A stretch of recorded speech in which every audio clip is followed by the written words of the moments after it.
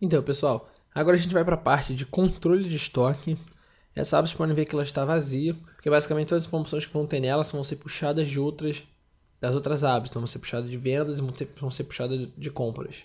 Então vamos lá, a primeira coisa que a gente vai fazer, como nas outras abas, é fazer a nossa parte aqui superior aqui, o nosso menu.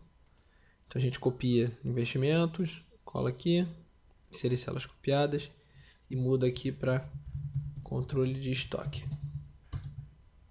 Só que aqui nesse caso eu vou colocar uma outra cor aqui para a gente conseguir fazer a diferenciação. Então eu vou colocar esse cinza aqui azulado, só para a gente fazer a diferenciação do que... Basicamente eu coloquei em vermelho aqui o que é gasto e além disso investimento.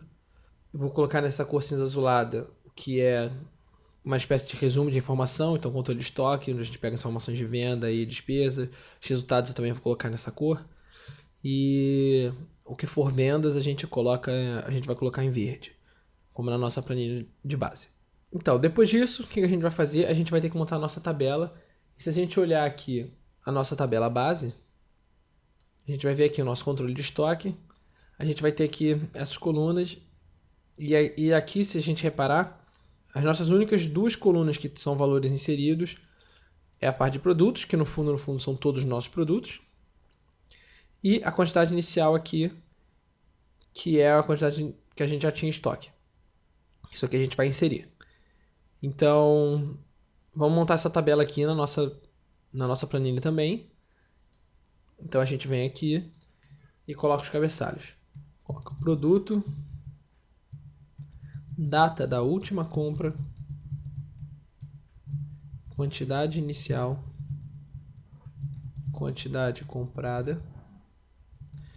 Lembrando aqui, se você está escrevendo uma célula e se aperta Tab, ela vai para a célula do lado, ao invés de para a célula de baixo. Quando você aperta Enter, vai para a célula para baixo. É só realmente um atalho, para se vocês quiserem usar.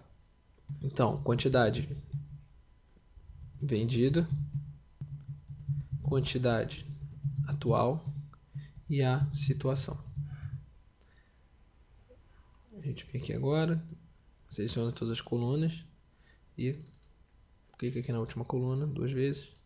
Ajeita tudo, aumentar aqui um pouco a situação. E agora a gente formata isso daqui como tabela. Vamos colocar esse cinza aqui, vamos ver como é que fica. Cinza aqui. E aí vou marcar aqui também a nossa primeira coluna e a nossa última coluna. E agora vamos lá. O nosso produto eu vou copiar da nossa aba de cálculos. Então na nossa aba cálculos a gente tem cadastrado todos os nossos produtos. Então é só a gente vir aqui, seleciona todos os nossos produtos, Ctrl C.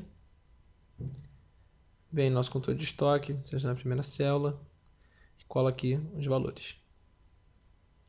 Ok, pronto. Vocês podem ver que a nossa tabela redimensionou sozinha. Data da última compra. Isso aqui a gente vai ter que colocar uma fórmula, que é uma fórmula que a gente não viu ao longo do curso, que a gente vai aprender agora aqui na confecção da planilha. Mas então vou deixar ela mais para o final.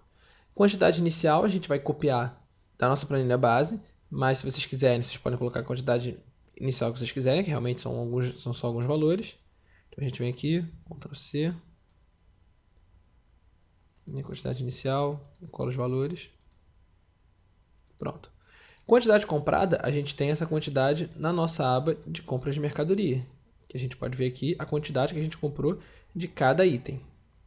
Então, como a gente vai fazer isso?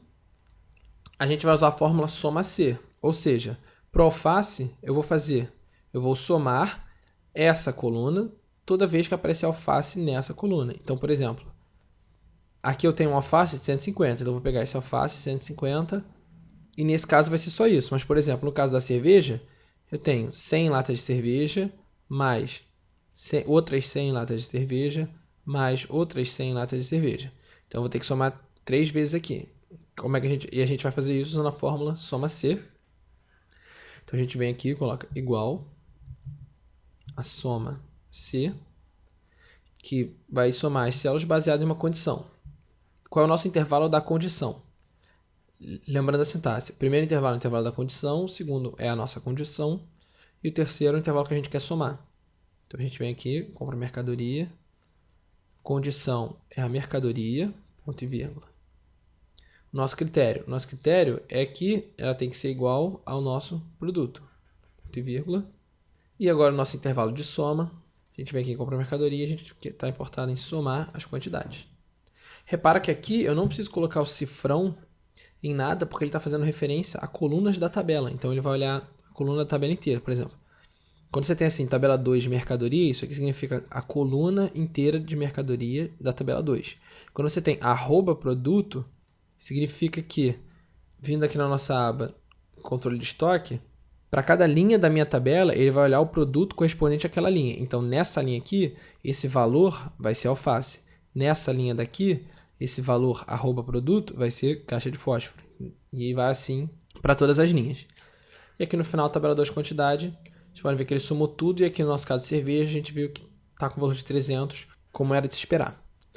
A nossa quantidade vendida, a gente só vai ter esse valor depois que a gente ajeitar a nossa parte aqui de vendas. Então, depois que a gente ajeitar essas nossas abas de vendas e as abas de venda por cada semana, a gente vai conseguir ajeitar isso. Então, por enquanto, vamos deixar vazio. A nossa quantidade atual vai ser o quê? Vai ser uma fórmula simples. Então, a gente vai fazer a nossa quantidade inicial mais a nossa quantidade comprada menos a nossa quantidade vendida. E aí, repara que ele coloca o valor em tudo. E a nossa situação, isso aqui a gente vai definir. E como a gente vai definir? A gente vai considerar, se a nossa quantidade atual for maior do que 50, a nossa situação está ok. Significa que a gente tem produto suficiente em estoque. Se a nossa quantidade atual for menor do que 50, mas for maior do que 20, é uma situação de atenção. Se a nossa quantidade atual for menor do que 20, é uma situação de compra obrigatória. Então, a gente tem que comprar aquele produto. Como é que a gente vai fazer isso? Usando simplesmente a nossa fórmula C. Então, a gente vem aqui C. Esse valor for menor do que 50, eu vou colocar que aqui eu quero que ele diga atenção. Ponto e vírgula. Caso contrário, ele coloca aqui. Pronto. Não fechei aspas aqui, aí ele deu aquele erro. Dou ok. Pronto, repara que ele está aparecendo ok e atenção. Agora, só que ele está aparecendo atenção também para os de 15. E aí aqui o que eu vou fazer? Eu vou, quando for verdadeiro, ou seja, quando esse valor for menor do que 50, eu vou criar uma outra condição. Então, se ele for menor do que 50, aí eu tenho que analisar, ele é menor do que 20? Se ele for menor do que 20, ele vai ser comprar o valor que eu quero escrever. Se ele não for menor do que 20, então eu coloco só como atenção a ele. Então aqui, ao invés de colocar atenção, eu vou mudar e vou colocar outra fórmula, que é a mesma coisa, só que um outro C. Então, se esse mesmo valor for menor do que 20, ou menor do que 21, ou seja, a partir de 20 a gente já tem que comprar, ponto e vírgula, eu vou querer que ele escreva comprar. Caso contrário, ponto e vírgula, repara, valor ser falso, eu quero que ele escreva atenção. Ok, agora eu fecho parênteses e aí repara, isso aqui é o meu valor, se verdadeiro, dessa minha fórmula C de fora.